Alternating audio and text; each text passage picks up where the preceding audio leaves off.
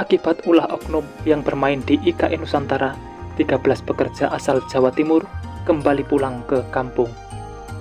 Karena gajinya dipotong separuh dan kini oknum tersebut lari dan dicari aparat untuk bertanggung jawabannya.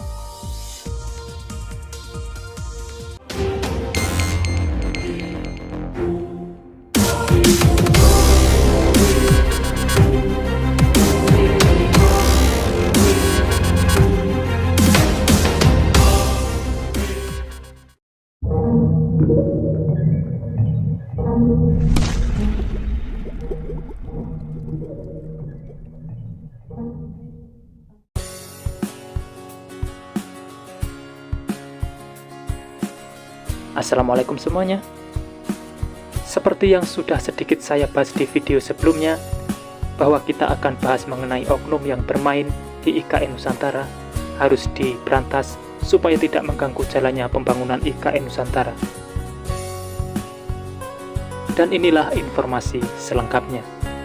Seperti biasa, sebelum berlanjut ke pembahasan, dukung selalu channel ini untuk terus berkembang dengan cara subscribe dan nyalakan loncengnya, supaya kalian dapat mengikuti update terbaru pembangunan di Indonesia.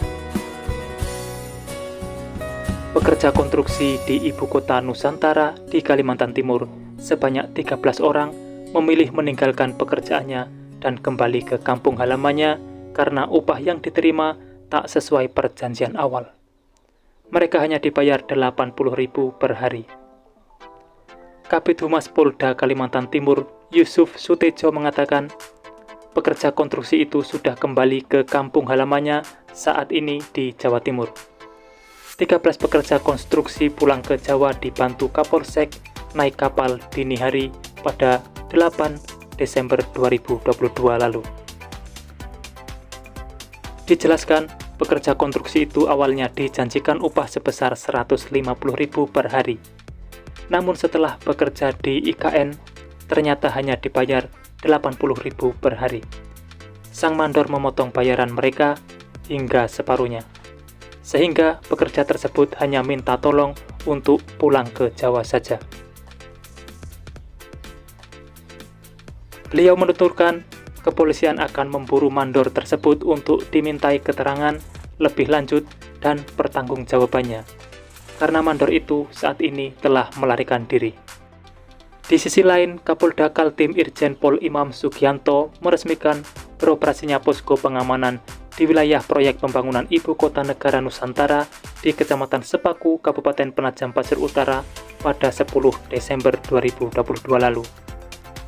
Ia mengatakan, kehadiran posko pengamanan bertujuan untuk mendukung program prioritas nasional pembangunan IKN Nusantara, sekaligus memberikan jaminan keamanan dan kenyamanan terhadap masyarakat serta para pekerja, sekaligus untuk mengawal proses pembangunan IKN Nusantara. Menurutnya, Polda Kaltim harus segera mengoperasikan posko pengamanan di wilayah IKN Nusantara. Pasalnya, dalam kurun waktu 2 pekan terakhir, Polda Kaltim telah menerima laporan terjadinya kasus pencurian material bangunan dari sejumlah proyek pembangunan infrastruktur IKN Nusantara.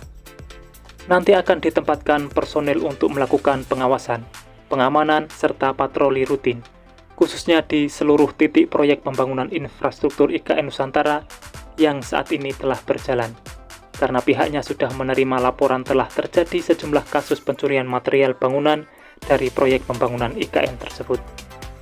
Untuk mencegah terulang kembali aksi pencurian material bangunan di proyek IKN Nusantara, Polda Kaltim mengerahkan lebih dari 500 personel untuk pengamanan dan menjaga sekaligus mengawal proyek pembangunan IKN Nusantara.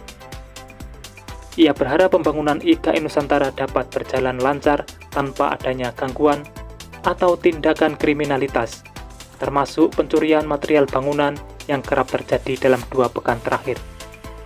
Lebih dari 500 personel yang akan bertugas secara bergantian, karena memang itu juga sesuai dengan komitmen. Terkait kasus pencurian material bangunan proyek di wilayah IKN Nusantara, Imam mengaku telah menginstruksikan kepada seluruh jajarannya untuk mengusut tuntas dan segera menangkap pelakunya, agar bisa memberikan efek jera kepada masyarakat sehingga aksi serupa tak terulang kembali. Beliau juga sudah meminta ke Kapolres, Kapolsek untuk segera menangkap pelakunya. Dan memang harus ditangkap biar bisa memberikan efek jera ke masyarakat. Dari pengalaman saya di dunia proyek konstruksi, hal semacam ini sering terjadi di proyek manapun, seperti pencurian material dan bahan bangunan.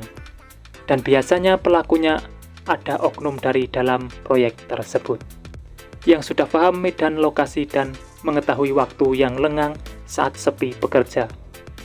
Karena tidak mungkin orang dari luar yang tidak paham medan lokasi bisa mencuri bahan bangunan maupun material proyek.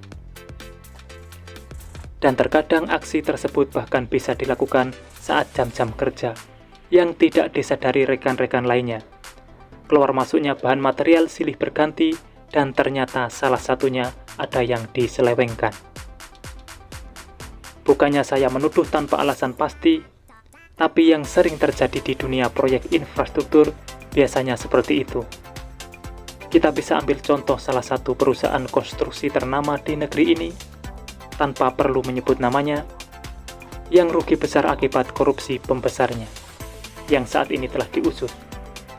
Maka oknum seperti ini harus segera ditindak tegas supaya tidak merugikan perusahaan maupun konstruksi yang dijalankan. Semoga saja oknum-oknum seperti ini segera dibuat jera supaya tidak mengulangi lagi perbuatannya, karena efek yang bisa merugikan banyak kalangan, baik negara maupun perusahaan mereka, bernaung. Itulah informasi yang bisa saya sampaikan, semoga sedikit banyak ada manfaatnya. Dan temukan informasi yang tidak mungkin kalian temukan di tempat lain, karena hanya di sini, informasi yang tidak dibahas akan saya bahas secara lengkap. Jadi pantau terus channel ini untuk mendapatkan jawaban dari apa yang kalian cari. Sudah saatnya saya undur diri dan wassalamualaikum warahmatullahi wabarakatuh. Sampai bertemu di video menarik selanjutnya.